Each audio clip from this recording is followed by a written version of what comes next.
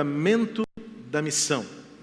Entendemos a partir de Mateus 28, versos 19 e 20, que a missão que é de Deus, ela é grande, ela é forte, e ela demanda de nós coragem de ir e fazer discípulos.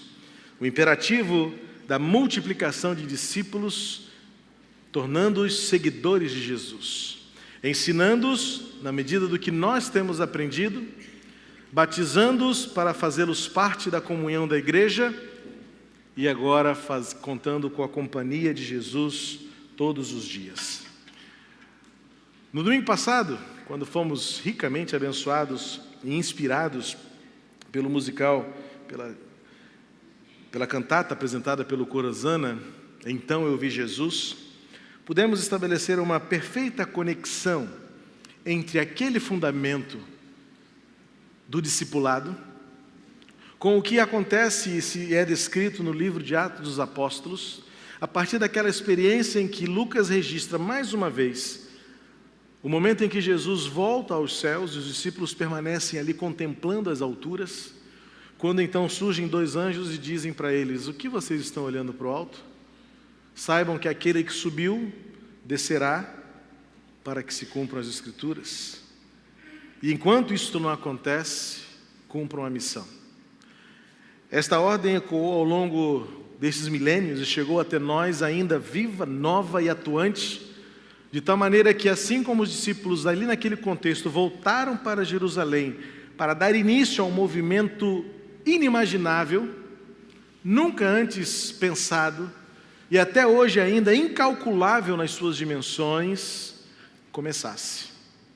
E o tempo, o intervalo entre início e fim, demandam necessariamente a soberania do dono de todas as coisas. Começou quando Jesus foi aos céus, terminará quando Ele voltar. E enquanto esse dia não chega, aqui estamos nós, desafiados a cumprir a missão que nos foi outorgada, mas que não é nossa, é do Senhor, de reconciliar a humanidade com Deus. O livro de Atos, ele vai estabelecer então uma narrativa que, apesar de estar intitulado como Atos dos Apóstolos, é muito mais a descrição de como a igreja de Cristo nasceu, cresceu e se expandiu de forma incontrolável, a despeito de todas as circunstâncias que ela teve de enfrentar. O livro de Atos dos Apóstolos descreve como a igreja de Cristo se estabeleceu na prática e como ela estava baseada em princípios de vida que garantiram o êxito desta obra até os nossos dias. E que outro movimento cresceu, se expandiu e permaneceu como o cristianismo ao longo da história? Nenhum outro. Talvez isso fosse suficiente para que os cínicos e céticos do nosso tempo dobrassem-se, reconhecessem humildemente que nada se compara ao poder que há no nome de Jesus. A igreja de Cristo, ela é grande desde o seu começo, e isso independeu do seu tamanho. Mas ela cresceu grande, ela nasceu grande. Na primeira pregação de Pedro, já vimos que mais de 3.000 almas se entregaram à cruz de Cristo. Ela já nasceu grande, ela já nasceu forte, porque ela era composta de homens e mulheres que estavam dispostas a morrerem se fosse preciso, como foi para muitos deles.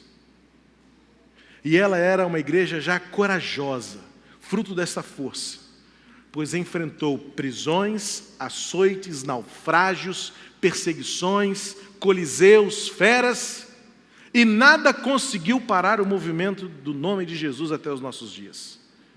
Ao longo desses 2 milênios, muitas foram as razões e muitos motivos poderiam ser enumerados para a gente dizer que o cristianismo não daria certo.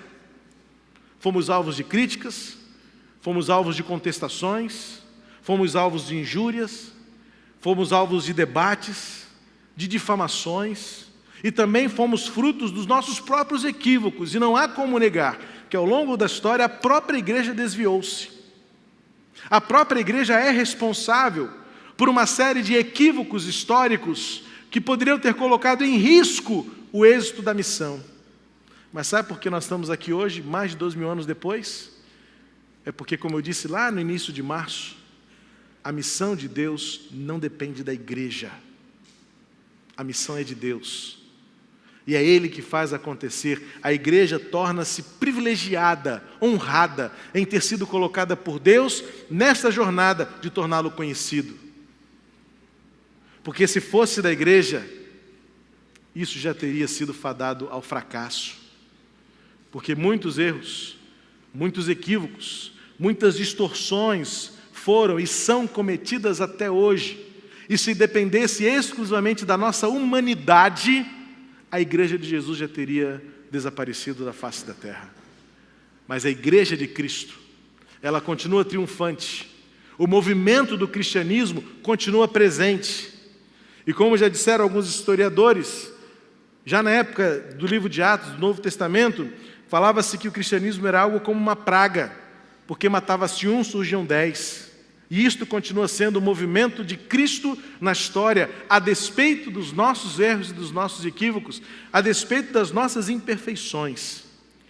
Portanto, estudar o livro de Atos é voltar ao passado e voltar ao princípio, para entender por que a igreja continua, apesar de tudo, grande, forte e corajosa, especialmente em contextos que todos os motivos teríamos para dizer ali não vai dar certo.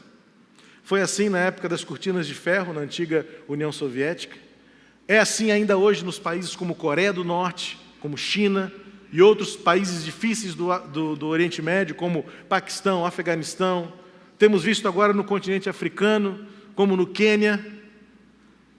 A igreja não é novidade, a igreja viver enfrentamentos, colocando os cristãos em risco de morte.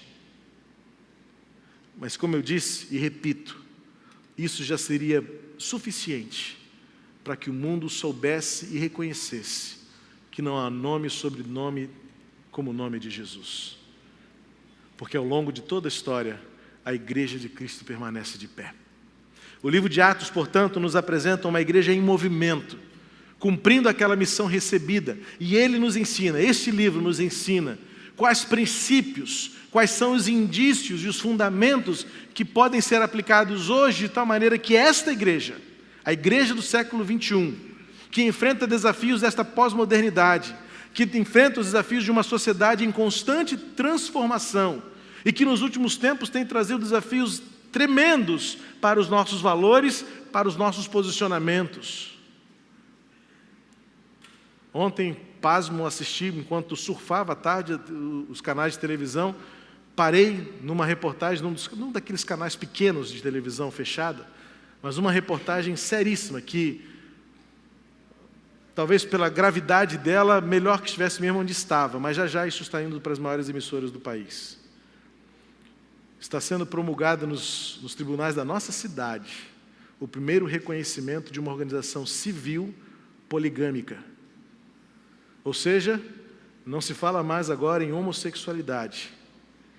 Há uma tabeliã que redigiu a autenticidade de um documento dando validade a uma união estável entre uma moça e 2 rapazes. E as cenas eram nojentas, para dizer o mínimo que eu posso dizer. E é este enfrentamento da igreja que permanecerá de pé. Precisamos saber que respostas vamos dar às perguntas que efetivamente estão sendo feitas na nossa geração. Nossas igrejas estão muito paradas tentando responder perguntas que não estão sendo feitas para a gente, enquanto que aquelas piores estão sendo deixadas de lado. Estamos empurrando a sujeira para baixo do tapete e não temos coragem de enfrentar como igreja, em movimento, cumprindo a missão, indo ao alcance das pessoas, indo ao alcance das principais necessidades da nossa geração. Pastor Fabrício cita em seu livro De Volta aos Princípios, editado pela nossa Junta de Missões Nacionais, ele faz um desafio para nós, como se nós pudéssemos visitar uma máquina do tempo e voltar lá no livro de Atos. E a gente se depara com uma realidade descrita no capítulo 5, versículo 42, para nos transportarmos a esta experiência. Vamos ler Atos 5, 42, que é um versículo que resume Para mim é o versículo que estabelece uma tese principal dos princípios que fundamentam a grandeza da igreja de Atos, a sua força e a sua coragem. Diz assim, todos juntos, vamos ler? Todos os dias no templo e de casa em casa, não deixavam de ensinar e proclamar que Jesus é o Cristo. Lendo esse texto, tendo-o na nossa mente, pastor Fabrício, nosso querido Fabrício, não está presente hoje porque ele está ministrando a União Feminina, não é isso? Um curso importante sobre igreja multiplicadora. Mas ele desafia os pastores, esse livro é escrito para os pastores, a nós visitarmos esta época e simularmos que conhecemos alguém daquele tempo. Chegamos lá em Jerusalém e então conhecemos alguém no seu trabalho, e esta pessoa no seu trabalho é uma pessoa cristã, e ela convida você para ir à igreja dela. Se isso acontecesse nos dias de hoje, e se esta pessoa que lhe convidou lhe desse essa oportunidade, você talvez fizesse algumas perguntas a esta pessoa hoje. Por exemplo, onde fica a sua igreja? Qual é o endereço dela? Quais são os horários do culto lá para eu poder ver se vai dar para eu ir? Normalmente não é assim que acontece? Então vamos nos visitar, vamos nos transpor ao primeiro século, aqueles primeiros anos ali, e digamos que alguém lhe convide para ir à igreja dele, lá em Atos, em Jerusalém. E aí se você perguntar para aquela pessoa, à luz desse texto, quais seriam as respostas às perguntas como, qual é o endereço da sua igreja? Como é que eu faço para chegar lá? Que horas é o culto da sua igreja? Talvez uma pergunta, porque você é uma pessoa interessada no Evangelho, você vai perguntar, mas lá vocês estudam a Bíblia? Como é que é a escola bíblica dominical? Quando é que funciona? Qual é o horário? Tem classe para os meus filhos? Tem alguém que cuide dos meus filhos lá naquela igreja, na sua igreja? Será que tem um módulo infantil para eu deixar meu filho lá enquanto eu vou estudar a Bíblia com você? Que respostas seriam dadas a essas perguntas se isto acontecesse lá no livro de Atos? Qual é o endereço da sua igreja? Qual horário que ela se reúne? Tem escola bíblica? Tem classe de escola bíblica? Tem lugar para criança lá? À luz desse texto, certamente as respostas seriam bem diferentes daquelas que nós damos hoje. Porque hoje para nós igreja é um lugar onde uma sede está estabelecida, com horários muito bem definidos e rigorosamente determinados. Normalmente a escola bíblica segue um ou outro modelo didático, pedagógico, de acordo com a realidade de cada um. E talvez uma pergunta provocadora ou provocativa, que eu ouço algumas vezes quando no gabinete tenho o privilégio de entrevistar pessoas que estão vindo para a nossa igreja. Essas pessoas marcam comigo, vêm conversar sobre a igreja, vêm dizer que querem se tornar membros, e algumas delas fazem uma pergunta muito interessante. Pastor, essa igreja ela é tradicional ou ela é contemporânea? Normalmente a minha resposta é assim, puxa, é difícil responder a sua pergunta. Porque ela não é nenhuma das duas e as duas ao mesmo tempo. Porque, na verdade, quando a pessoa está me perguntando isso, ela sequer sabe efetivamente o que é tradição ou contemporaneidade. Normalmente, quando a pessoa faz esta pergunta, ela não sabe nem o que ela está perguntando. Porque ela quer saber, primeiro, se eu estou cantando hinos ainda antigos, ou do cantor cristão, ou se eu bato palma para o alto. Ou então, se ela está querendo dizer se eu sou assim, se eu aceito casais gays, ou se eu ainda mantenho a tradição do casamento. Normalmente as pessoas estão muito mais preocupadas com uma forma litúrgica quando se refere a esta pergunta, a sua igreja é tradicional? E eu vou dizer, a minha igreja é tradicional. Mas a sua igreja então não é moderna? A minha igreja procura ser moderna. E aliar as duas coisas é o fundamento mais importante de uma igreja que cresce, que é forte, que é corajosa nos nossos dias. Porque efetivamente nós estamos confundindo os termos. Quando a gente procura saber se esta igreja lá do livro de Atos, ela era tradicional ou contemporânea, esta pergunta não faria nenhum sentido para eles. Até porque qual era a tradição que eles tinham a seguir? Se alguém dissesse, vocês são tradicionais? Somos. Nós seguimos a tradição do Antigo Testamento. É o que nós aprendemos. Ou talvez o que eu ouvi uma vez de uma pessoa muito querida, numa igreja recém-organizada. A igreja devia ter uns 3 anos quando esse diálogo aconteceu. E a pessoa disse, não pastor, aqui nós sempre fizemos assim. Mas com 3 anos você já criou uma tradição de 3 anos? Eu sempre entendi que uma tradição é algo construído ao longo de uma história. E que tradição não tem nada de ruim. Alguém cunhou uma frase?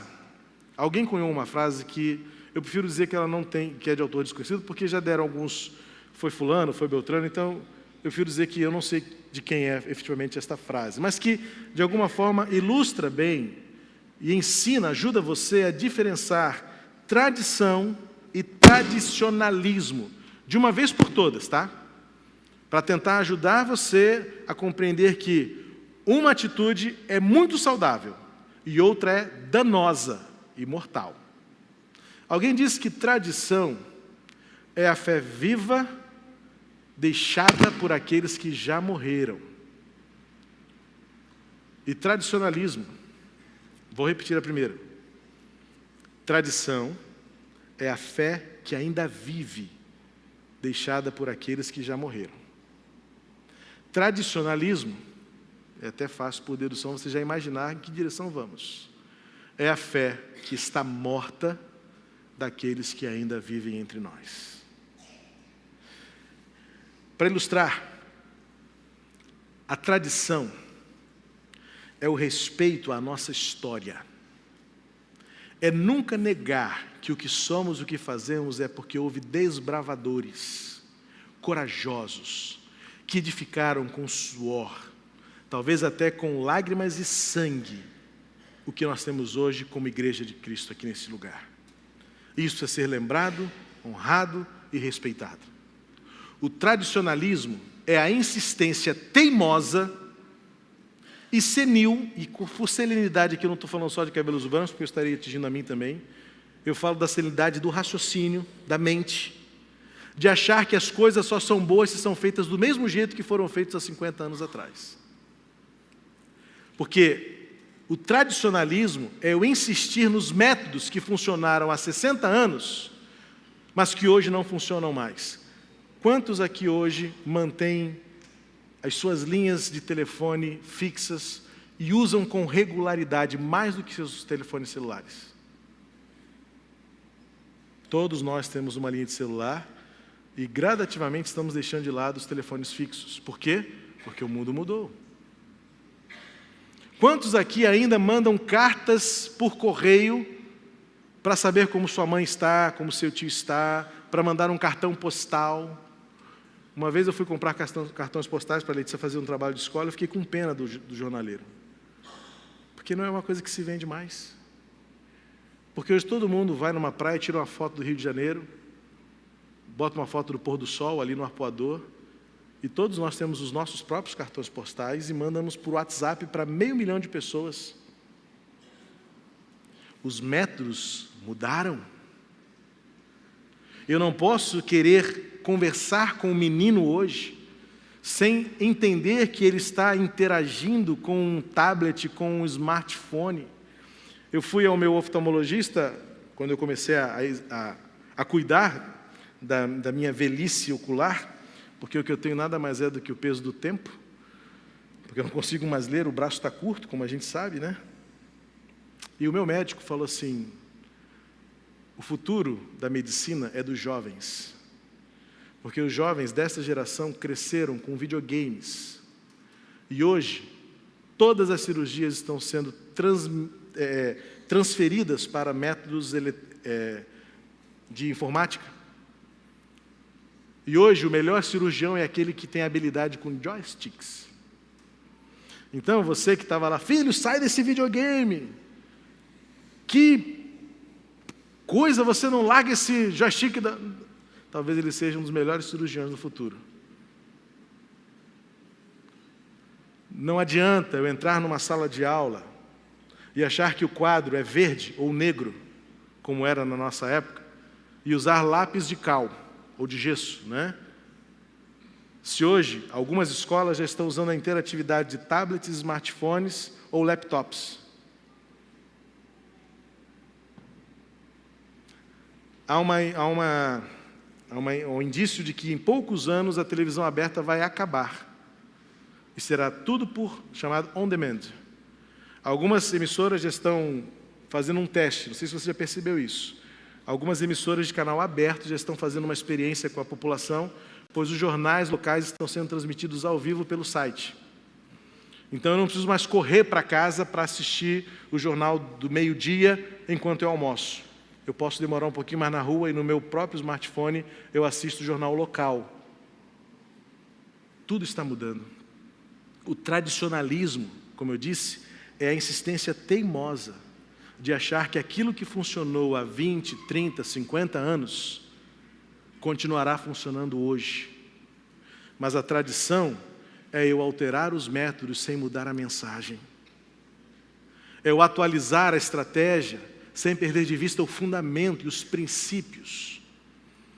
Isso não é de agora. A história da igreja conta que desde o século III nós saímos dos trilhos. Foi quando o cristianismo se tornou a religião oficial de um governo e perdeu as suas características principais de simplicidade, de relacionamento, de impacto, porque agora é por obrigação, agora é por constrangimento e agora é institucional.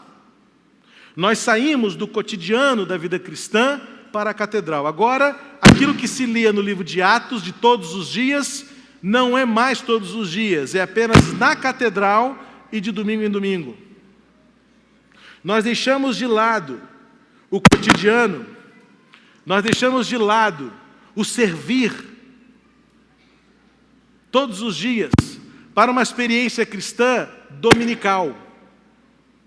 Nós não somos mais crentes de todos os dias, como diz o texto de Atos, para que ao longo da nossa história reduzimos a nossa experiência cristã a um momento de culto. E aqui nós sabemos muito bem ser crentes. A começar em mim. Nós sabemos muito bem usar máscaras. Mas porque lá no século III, o Evangelho deixou de ser do dia a dia para ser dominical, para ser da catedral. O Evangelho deixou de ser crentes servindo todos os dias, para transferir isso ao clero. Desde então, nós crescemos com a visão de que é o sacerdote que faz. Ele faz por mim, ele intercede por mim, ele apresenta os meus pedidos a Deus, a oração dele é mais poderosa, ele está assim com o Pai, é a ele que eu confesso os meus pecados, então ele que faça tudo. Ele que ministre, ele que sirva, ele que se sacrifique, ele que vá adiante. Afinal de contas, ele é pago para isso. E também transferimos as nossas próprias disciplinas espirituais para o mesmo sacerdote. Porque durante séculos, quem lia a Bíblia, quem fazia orações, era o sacerdote. O crente comum sequer tinha uma versão em casa que ele pudesse ler a Bíblia e saber o que Deus poderia falar a ele. Eu costumo dizer que com a reforma protestante, nós, como movimento protestante, saímos do romanismo, criamos um desvio, mas muitos trouxemos a reboque muito do romanismo. Porque o cristianismo ainda é catedrálico. Nós temos as catedrais, nós temos os nossos templos suntuosos, nós temos uma experiência de culto muito clientelista. A maioria de nós, quando vem um momento de culto, vem para saber se a mensagem é boa, se a música está boa, se o ar-condicionado está bem temperado, se a cadeira está confortável, se o chão está limpo, se o boletim está bem impresso, se as pessoas guardaram vaga para mim no estacionamento. E se não está do jeito que eu quero, do jeito que eu gosto, eu vou embora. É como eu que sento num restaurante, e se a comida vem mal temperada de sal, eu chamo o médico e falo assim, olha, está ruim, volta, não quero essa. Traz outra. Uma vez eu fui ao restaurante com uma pessoa conhecida, chegou o prato, era um bife característico daquele chefe lá daquela cozinha. O cara abriu assim, eu não como esse bife. Aí o garçom disse assim, olha, senhor, é o ponto do maître. Ah, mas eu não como assim. Quase que o cara disse, então vai embora, cara. Você ouviu, o garçom acabou de te dizer que é o ponto do maître. Se você gosta de bem passado ou mal passada, colorido, aqui não é o seu lugar. Porque nós temos esta percepção do cliente. Eu vou lá dar ibope para aquela igreja, eu vou encher aquele auditório, eu, vez por outra, eu dou uma ofertinha, eu dou o dízimo. Então nós temos essa visão de que eu sento, tem que ser do jeito que eu gosto. Tem que ser a música que eu gosto, o pastor tem que falar o tempo que eu gosto. Se começar a demorar, atrasar muito, tem 10 minutos para acabar, será que vai dar tempo de falar tudo? Porque a gente está sempre pensando no que é bom para mim. É o romanismo que não saiu de nós. Porque nós temos uma religiosidade quadrada, engessada, na formalidade daquilo que me apraz, naquilo que é bom para mim. Eu não encontro esses princípios no livro de Atos, quando eu vejo a igreja em intenso movimento, quando eu vejo a igreja vivendo todos os dias no templo e de casa em casa. E olha o que diz nessa versão: não deixavam de ensinar, ou seja, parece-me que é um senso de urgência inadiável. E eles ensinavam que Jesus é o Cristo. Tem alguma complicação aqui? É maravilhoso pensar que a igreja em movimento, cumprindo a missão, tem um jeito de ser tão simples, tão leve. E os princípios que norteiam esta igreja é o que precisam ser restaurados e recuperados numa condição pesada, numa condição complexa, numa condição burocrática, que nos tornamos ao longo da história nesses 2 milênios. E isso não é uma denúncia apenas local, é uma denúncia mundial. A liderança do movimento cristão hoje está preocupada e debruçada para restaurar aquilo que nós perdemos ao longo da história. Abra os seus olhos, aqueça o seu coração para abrir a Bíblia de novo e reconhecer o quanto nós nos desviamos. Jesus Cristo hoje faz a mesma denúncia que fez a igreja de Éfeso. Uma igreja que cresceu saudável. Nós podemos estudar no livro de Atos isso claramente. É uma igreja que viveu o seu apogeu na fé quando era elogiada pelo apóstolo Paulo na sua carta aos Efésios. Uma igreja que tem poucas advertências e muitos elogios. Mas depois vem as epístolas de João, que provavelmente foram escritas para as igrejas daquela região ali de Éfeso, e que me parece que já está acontecendo alguns problemas ali, até que finalmente chega o livro de Apocalipse, quando Jesus denuncia e fala assim: vocês nasceram tão bem, vocês cresceram tão bem, mas houve um momento em que vocês se desviaram. Em Apocalipse 2:5, Jesus faz uma denúncia que ecoa e chega até nós como igreja de Cristo hoje. Lembre-se de onde vocês caíram. Jesus diz assim: lembrem-se de onde caiu, arrepende-se e pratique as obras que praticava no princípio. Ou seja, ainda que nós avancemos, e a igreja de Cristo precisa ter o olhar no futuro, não pode nunca perder o respeito pela sua história, e aprender sempre com aquilo que no princípio foi o fundamento de um estilo de vida. No Novo Testamento não tem liturgia, no Novo Testamento não tem modelo teológico, sistemático, no Novo Testamento não tem seminários, tem apenas igreja reunida, formando liderança, transmitindo conhecimento, impactando uma geração, fazendo diferença na sua comunidade, levando pessoas ao conhecimento de Jesus Cristo, povoando o céu com vidas esperançosas. E o tamanho dessa esperança? Eles estavam dispostos a morrer. Ou seja, hoje nós temos um senso de autoproteção. Hoje nós temos um senso que nos escuda diante das intempéries circunstanciais, que fazem com que o que acontece lá fora, a gente morre de medo que nos atinja. E aí vem as mudanças da sociedade, casamento homoafetivo, casais homoafetivos adotando crianças, agora, como eu falei, poligamia, e uma série de mudanças, proibição de pregar o evangelho em caso de recuperação, e uma série de mudanças que estão vindo aí a todo momento, e a gente então diz: não, vamos morrer. Nunca morremos por isso. A igreja nunca desapareceu por isso. E se for preciso morrer por isso, é o que os princípios do Novo Testamento nos ensinam. Nós estamos desenvolvendo ao longo desses últimos séculos um cristianismo de bem-estar, enquanto que o Novo Testamento nos ensina um cristianismo de entrega total.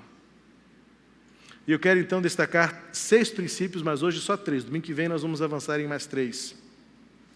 Porque quando Jesus denuncia a igreja de Éfeso dizendo: lembre-se do que vocês praticavam no princípio, eu quero em uma série de mensagens que começa hoje, falar dos princípios e da prática. Jesus fala do que vocês praticavam no princípio.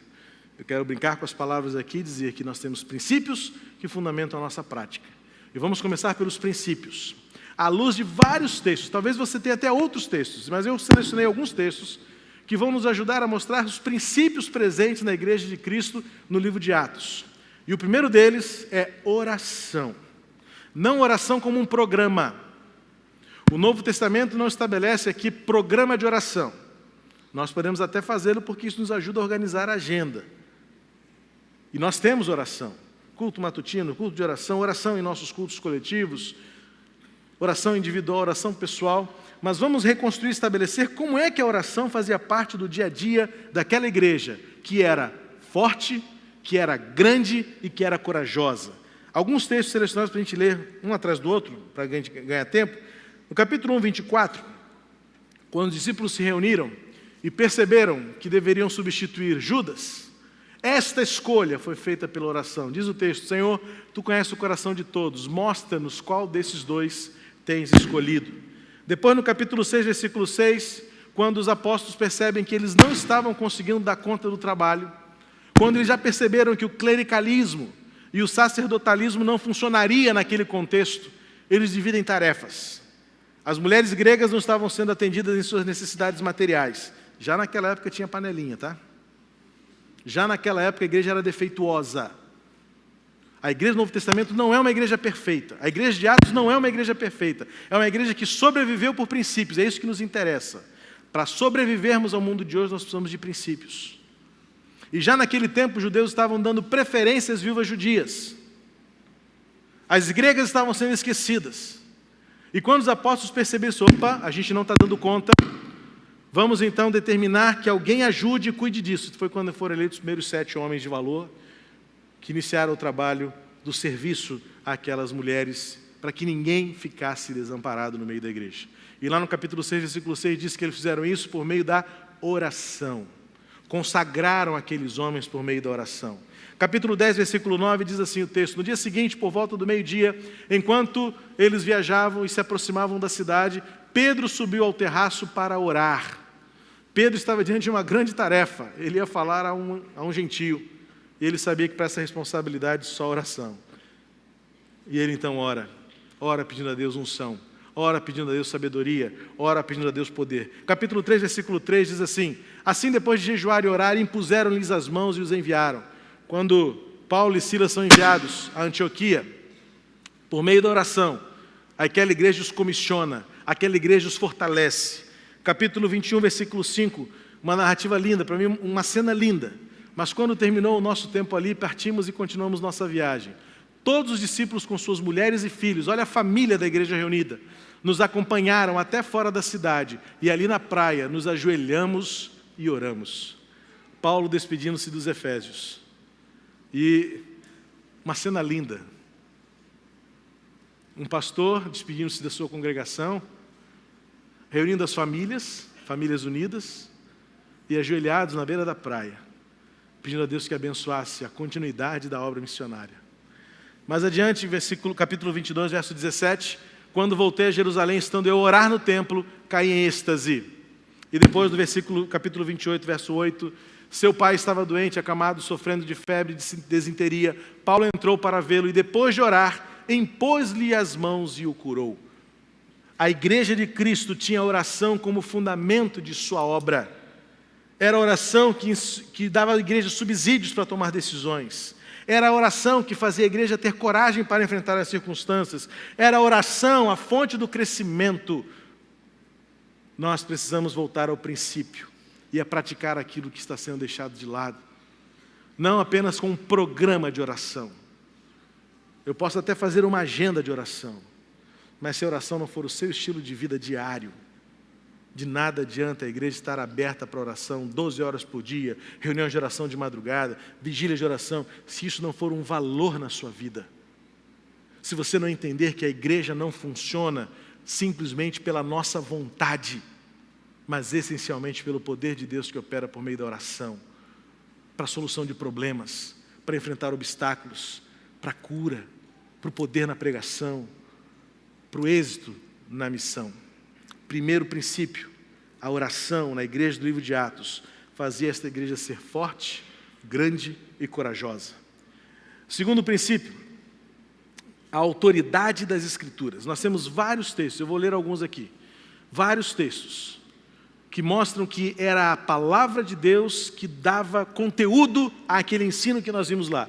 Todos os dias eles não perdiam tempo e ensinavam que Jesus é o Cristo. Como eles ensinavam? Eles pregavam o Evangelho? Não. Eles não tinham o Evangelho, irmãos. O Evangelho nós temos, eles não tinham. O Evangelho é um subproduto daquela geração.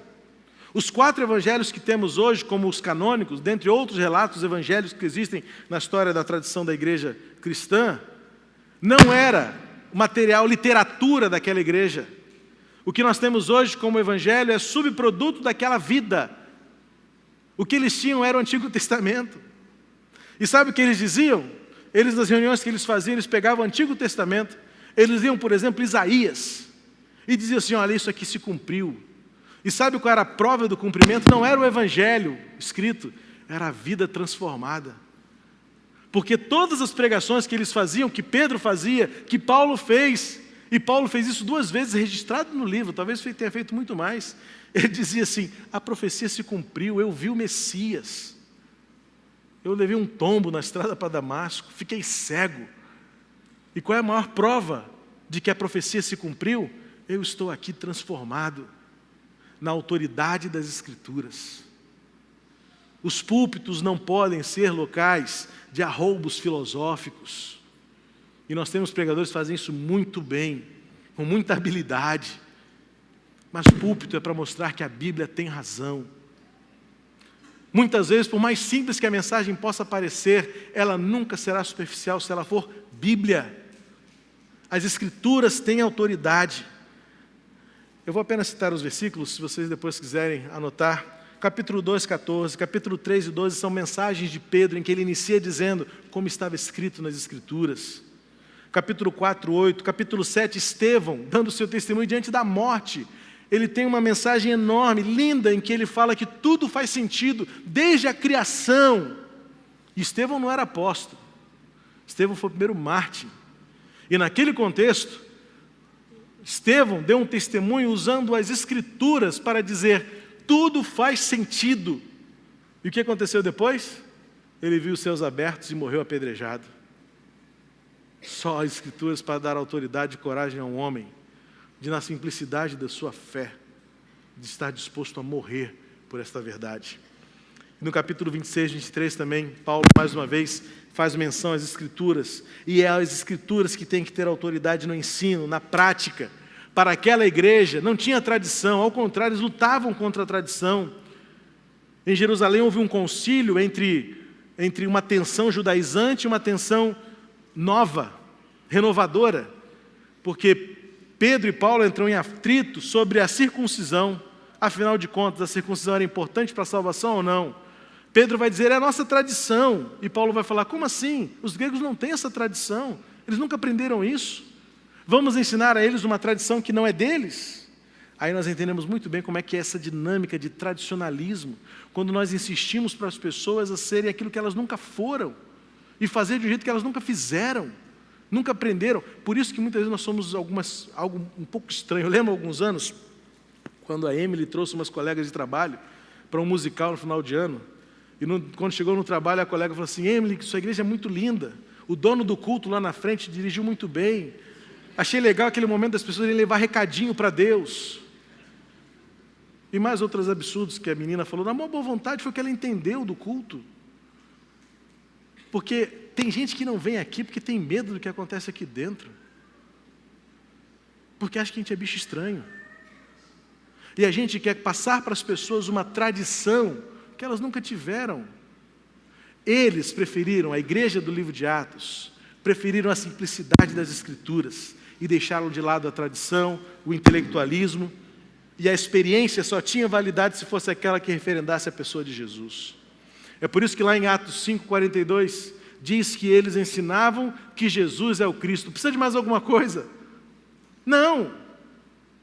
A simplicidade dos nossos encontros está baseada no fato de que Jesus é Senhor. E deixar que o Espírito Santo faça o resto. A autoridade das Escrituras são o segundo princípio para que a igreja seja forte, grande e corajosa. Tudo pela palavra. por meio da palavra. E por último, nesta manhã, o evangelismo contextualizado.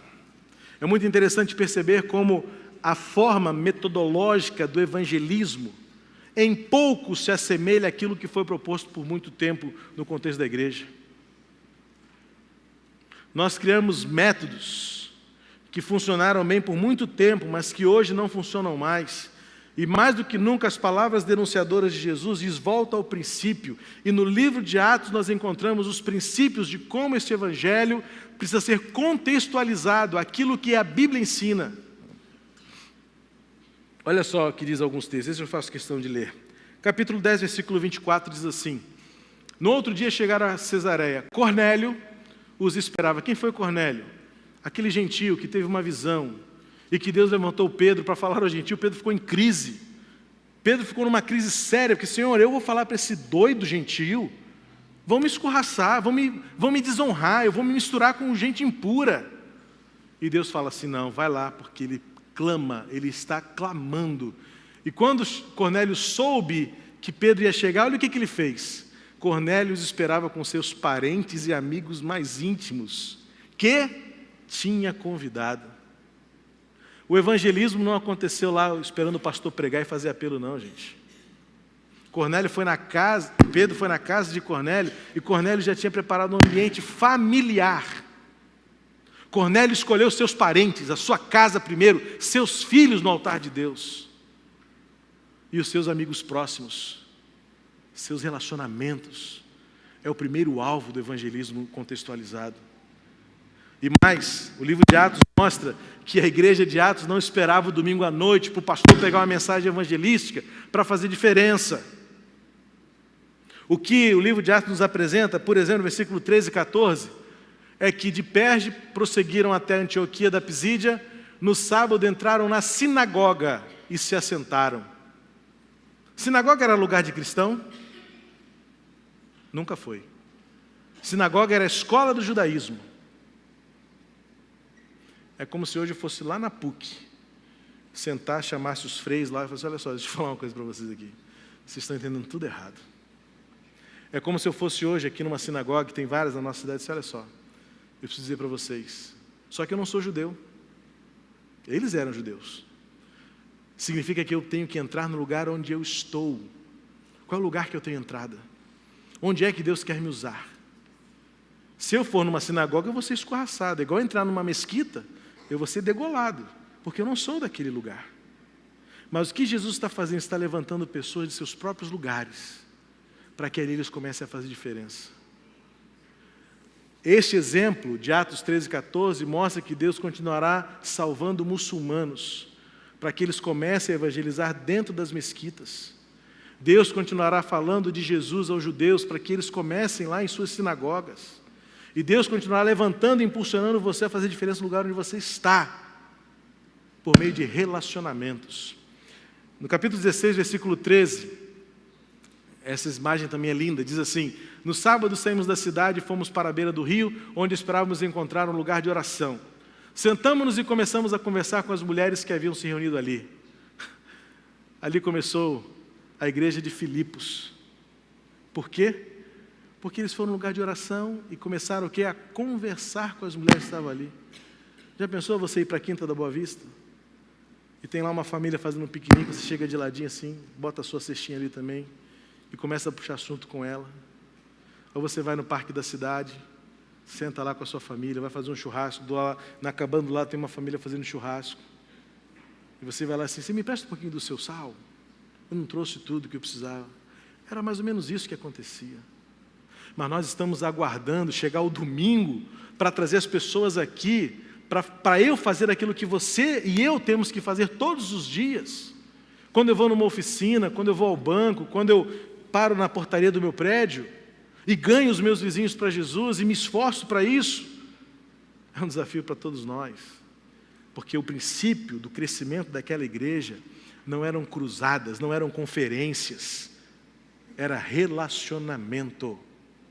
E nós estamos tão isolados, nós nos tornamos um gueto tão extraterrestre, e a mídia só piora as coisas. A televisão só piora a imagem que a nossa sociedade tem do que é ser crente hoje. e a gente se acomoda, a gente se esconde, a gente entra no casco do jabuti. Mais adiante, Atos nos mostra lá 17 e 17, outro versículo. Por isso discutia nas sinagogas com judeus e com gregos tementes a Deus, bem como na praça principal todos os dias com aqueles que por ali se encontravam. Paulo, lá na cidade do Areópago, na Grécia, aproveitando um contexto totalmente propício, ele encontra lá um altar ao Deus desconhecido. Ele fala assim: vocês estão procurando ainda? Eu já achei. Eu já achei. E eu vim dizer para vocês que esse Deus, aí volta ele para o Antigo Testamento, esse Deus criou todas as coisas e enviou profetas, e o povo não aceitou. Mas os profetas já disseram que haveria de vir o Messias, e ele sofreria, e ele sofreu. Paulo traz o Antigo Testamento para aquele contexto e fala assim: o Deus que vocês dizem que não conhecem, eu conheci, e vocês podem conhecer também.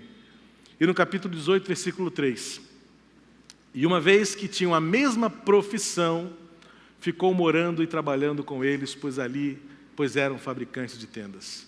É o início da igreja de Corinto, quando Paulo se une a dois colegas de trabalho, Áquila e Priscila. E ali ele então se une naquele lugar, naquela casa, para começar uma igreja. E qual era o meio de relacionamento? Eles tinham a mesma profissão. Você acha que Deus está te colocando na sua carreira? Jovens, você acha que o que você quer ser é só porque você quer ser? Não. É porque Deus quer colocar você no meio, onde talvez só você possa ser usado por Deus para abençoar aquela geração. É porque Deus quer que a sua profissão também seja um meio pelo qual o Evangelho seja compartilhado. E o terceiro princípio, então, portanto, que fez aquela igreja ser grande, ser forte e ser corajosa, era o contexto do Evangelho no dia a dia daqueles crentes. Isso torna o Evangelho relevante a qualquer momento, em qualquer lugar e a qualquer circunstância. Esta atitude, este princípio, faz com que o Evangelho seja baseado no seu cotidiano e nos seus relacionamentos. Como Cornélio, começando dos da sua casa, passando pelos do seu trabalho, como foi com o apóstolo Paulo lá em Corinto, chegando finalmente até o seu cotidiano, do seu ir e vir na praça, no lugar de oração, num campo, seja onde for, mostrando a diferença que Jesus tem feito em nós. Você se lembra que há 3 domingos eu desafiei você a guardar no seu coração pelo menos um nome de alguém que você seria desafiado a falar de essa pessoa ao longo deste ano? Eu disse só um, porque se for um de cada um, nós dobraremos, nós multiplicaremos o número de seguidores de Jesus.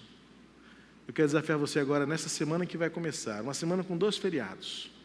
Eu quero desafiar você, a você que vem orando por esta pessoa, a dirigir-se a esta pessoa de uma forma muito natural e vai dizer para ela: fulano, fulana, eu estou orando por você. Só isso. Eu creio que esta declaração vai desencadear um processo de interesse. E não se surpreenda se esta pessoa disser para você: como você sabia que eu estava precisando de oração? É a porta de entrada. E ainda que esta pessoa não diga isso, poderá dizer: mas por que você está orando por mim? Você tem várias possibilidades. Porque eu te amo, porque eu sei que Deus tem um propósito para a sua vida. Só isso. Deixe que o Espírito Santo faça o resto. Pois o Evangelho de Cristo é o poder para transformar pessoas.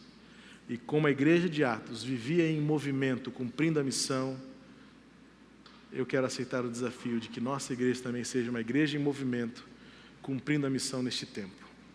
Baseado nesses princípios, além dos outros que vamos falar no próximo domingo. Primeiro princípio, a oração como estilo de vida. As Escrituras como sendo a autoridade suficiente e absoluta sobre nós. E os nossos relacionamentos gerando vida no lugar onde Deus nos tem plantado. Feche seus olhos. Pai querido, ajuda-nos, Senhor, a voltar aos princípios. Ajuda-nos, Senhor, a voltar a praticar aquilo que se praticava lá no começo. Para que nós também sejamos uma igreja forte, uma igreja grande, uma igreja corajosa para mover e para cumprir a missão que é tua em nossa geração. Ajuda-nos, Senhor, a viver um novo tempo. Encoraja-nos, Senhor, a viver um novo tempo em que, no nome poderoso de Jesus, teremos os princípios que nortearam aquela igreja lá em Atos, em Jerusalém, que alcançou os confins da terra, de maneira grandiosa, de maneira forte, de maneira corajosa. Abençoa-nos, Senhor, para que a oração seja um estilo de vida. Abençoa-nos para que a autoridade sobre nós seja exclusivamente a Escritura. E abençoa-nos para aproveitar cada oportunidade, seja em nossa casa, seja em nosso trabalho, seja no cotidiano, aproveitando bem todos os tempos para tornar o Teu amor conhecido nesta geração. Pai, em nome de Jesus, completa esta obra, esta palavra em nosso coração. Amém e amém. E que a graça de Jesus, o amor de Deus, o nosso Pai eterno, a comunhão e a consolação do Espírito Santo estejam sobre todos nós, Igreja de Cristo desta geração, que aguarda a volta de Jesus para celebrar o triunfo permanente no céu e que começa aqui. Que o Senhor nos abençoe nesta missão, em nome de Jesus. Amém. Deus abençoe o restante do seu domingo. Deus abençoe sua vida. E até a noite, se Deus quiser, para mais um culto de louvor e adoração ao nosso Deus.